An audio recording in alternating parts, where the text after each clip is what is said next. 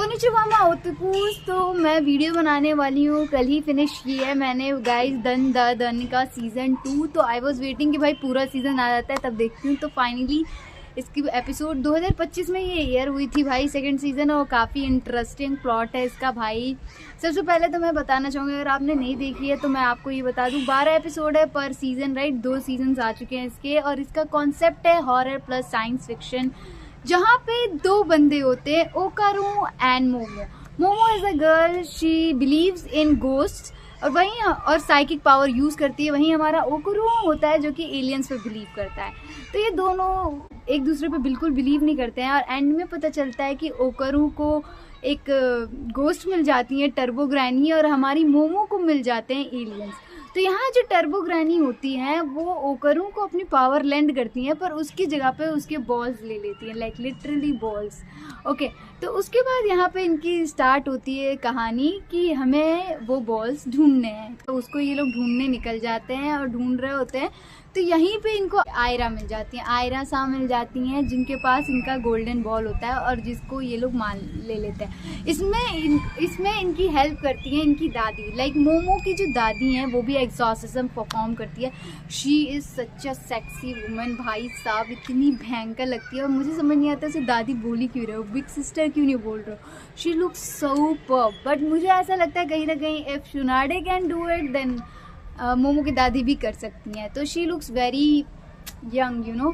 तो फिर यहाँ बहुत सेक्सी भी है वो यार, लिटरली। तो यहाँ पे इनकी चीज़ें स्टार्ट होती है। तो मैं बताना चाहूँगी सेकंड सीज़न की शुरुआत कहाँ से होती है। सेकंड सीज़न की शुरुआत होती है दोस्तों जीजी के घर से, जो कि मोमो का बेस्ट फ्रेंड होता है। अब यहाँ पे दिखाया जाता है जो हमारी मोमो है वो हॉट वाटर बाथ ले रही होती हैं, और वहाँ पे कीटो फैमिली के मेंबर्स उस पर हमला कर देते हैं। कीटो फैमिली काफ़ी डेंजरस फैमिली है जो जीजी की लोकेलिटी में रहती है, और यहाँ पर टर्बो ग्रैनी आती हैं और वो हमारे मोमो को बचा लेती हैं।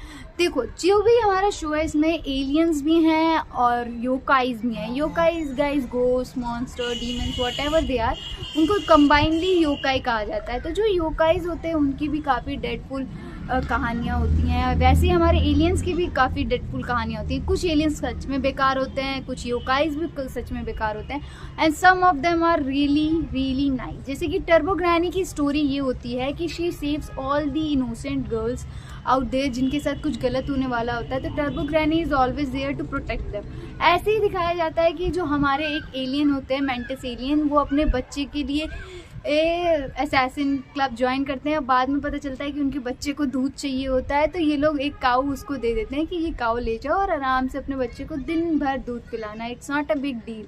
तो इस तरीके से बहुत ही प्यारी स्टोरीज होती है, और हमेशा डोमेन में काम होता है। अगर कोई योकाई अपीयर होता है तो उसका डोमेन हो जाता है, इफ़ एनी एलियन अपीयर्स तो उसका डोमेन आ जाता है। तो यहाँ दिखाया जाता है भाई कि यहाँ पे जीजी और ओकारू साथ में बात कर रहे होते हैं कि कीटो फैमिली उनके घर पे ढाबा बोल देती है, और यहाँ पे कीटो फैमिली जीजी और ओकारू को मार देती है फॉर बिट्रेल। यहाँ पे बताया जाता है कि 200 ईयर से एक फैमिली है जो कि चाइल्ड्स को सेक्रीफाइस कर रही है ताकि उनके यहाँ कभी भी वॉल्केनो इरप्ट ना हो। उनके यहाँ एक स्नेक गॉड है जिनको ये लोग हर साल एक चाइल्ड ऑफर करते हैं। तो यहाँ दिखाया जाता है कि वो जो जीजी का घर होता है वहीं पे वो सेक्रीफाइसल थिंग्स होती हैं, और जब भी वो किसी भी चाइल्ड को सेक्रीफाइस करते हैं उसके बाद वो पूरा घर ढहा देते हैं और फिर नया घर बनाते हैं, फिर लैंड करते हैं ऐसे किसी परिवार पे जिसके पास एक बच्चा हो। तो इसी तरीके से चीज़ें चलती हैं। यहाँ पे दिखाया जाता है कि एक होल होता है जीजी के घर में, और उससे ये लोग अंदर जाते हैं। तो वहाँ पे इनकी मुलाकात होती है मेन थिंग से, जो कि स्नेक गॉड ये लोग कीटो फैमिली बताती है। वो स्नेक गॉड नहीं होता है, वो अर्थवॉर्म होता है, जो कि ऐसी साइकिक वेव्स होती हैं जो कि सुसाइड करने पर मजबूर कर देती है। यहाँ ओकारू और हमारी मोमो दोनों मरने की कोशिश करते हैं, लेकिन जीजी को ऐसी कोई फीलिंग नहीं आती है, क्योंकि जीजी को प्रोटेक्ट कर रहा होता है ईवल आई। अब ईवल आई है क्या? ईवल आई होता है एक छोटा सा बच्चा गाइस, जो सबसे पहले सेक्रीफाइस किया गया था, और उसकी आत्मा अभी भी वहीं पे भटक रही होती है। वो ईवल आई बन जाती है, माउंटेन स्पिरिट बन जाती है, जो कि बहुत सारे बच्चों को बचा रही होती है। लाइक जब भी बच्चे ही उसकी स्पिरिट को देख सकते हैं, he wants to play with them, he wants to enjoy their life, and and उसका मकसद धीरे धीरे उससे कन्वर्ट होके टू किल ह्यूमंस में आ जाता है, जहाँ पे दिखाया जाता है कि ये लोग अपनी जान बचा रहे होते हैं अर्थ वॉर्म से।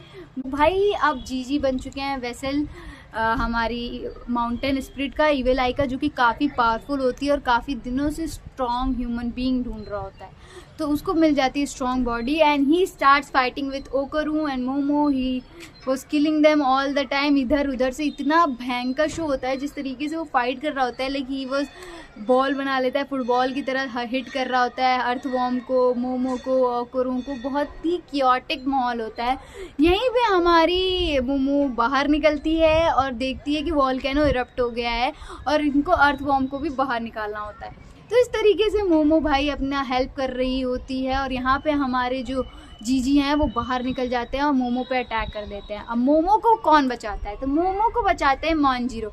मांजिरो, सोचो मांजिरो से कुछ याद आ रहा है गाइस? अगर नहीं याद आ रहा है तो let me hint, Kamaboko Kampachiro Manjiro, you no.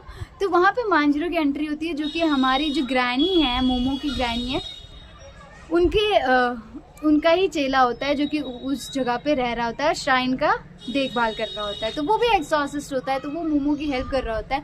But Jiji was overpowering everyone. Evil eye जो था बहुत ही ओवर पावर्ड होता है। तो वहाँ पे टर्बो हमारी ग्रैनी जो है उनकी एंट्री होती है। ग्रैनी वो सच्चा सुपर डुपर वुमन आती है, वो फिर इनको ट्रैप करती है और यहाँ से ये लोग एक्सोर्सिज्म स्टार्ट करते हैं।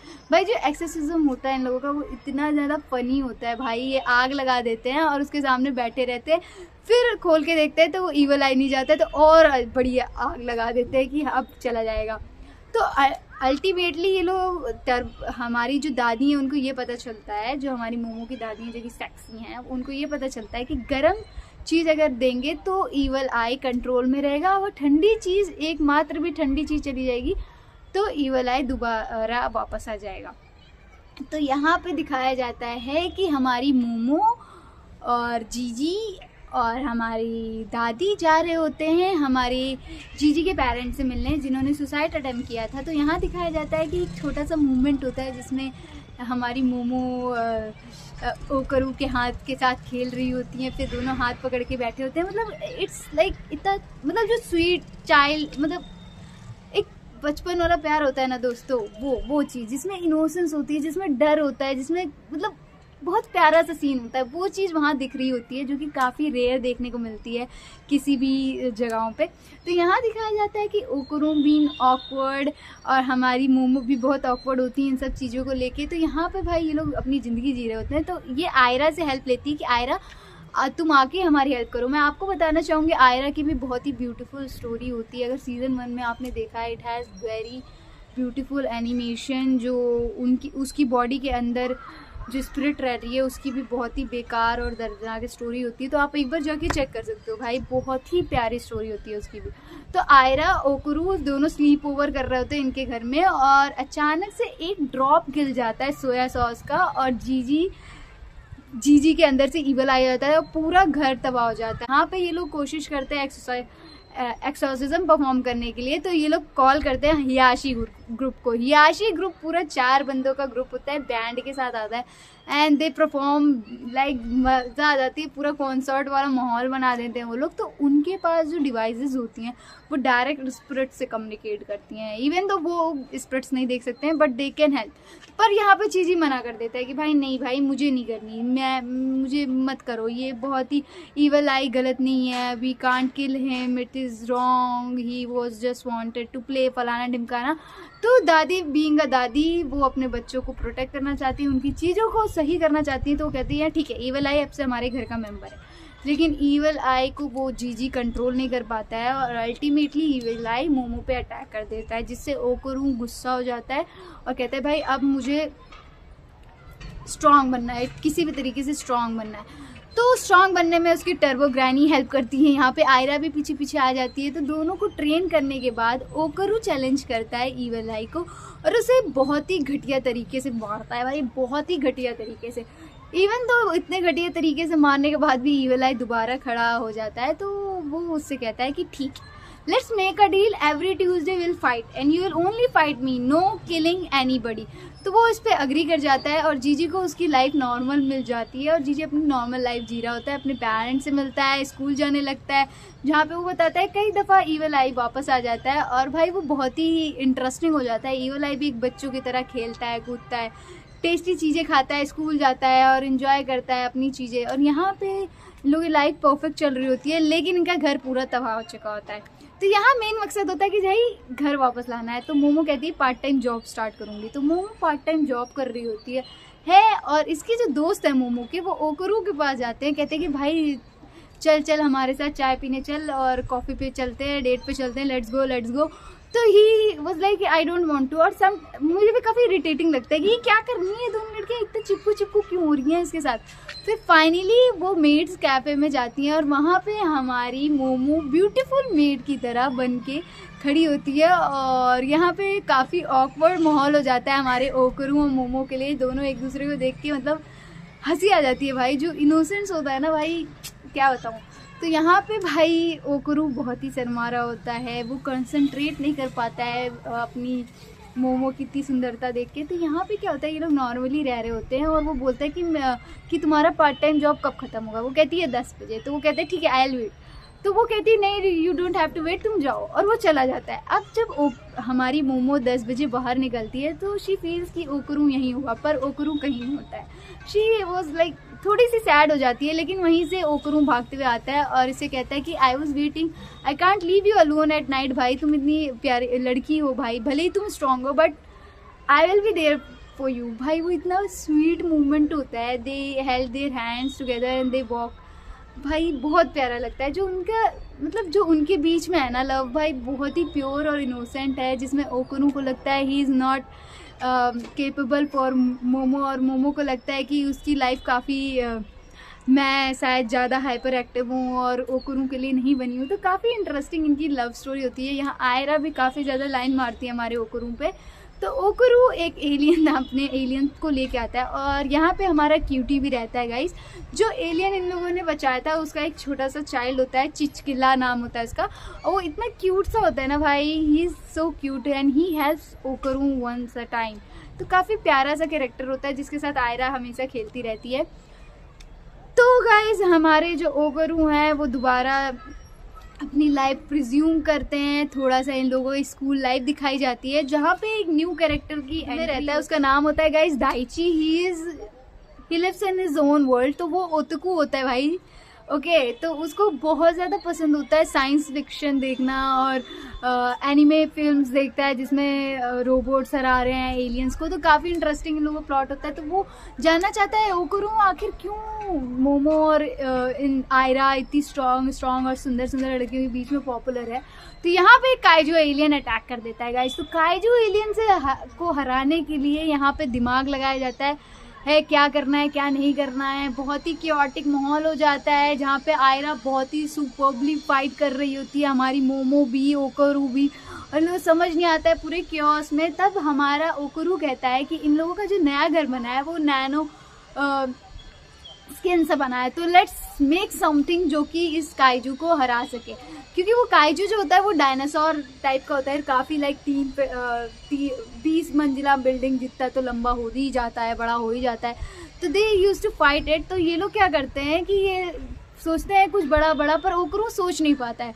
तो हमारे दाइची जो है वो कहते हैं कि मुझे कमांड लेने दो, और he thinks about something big.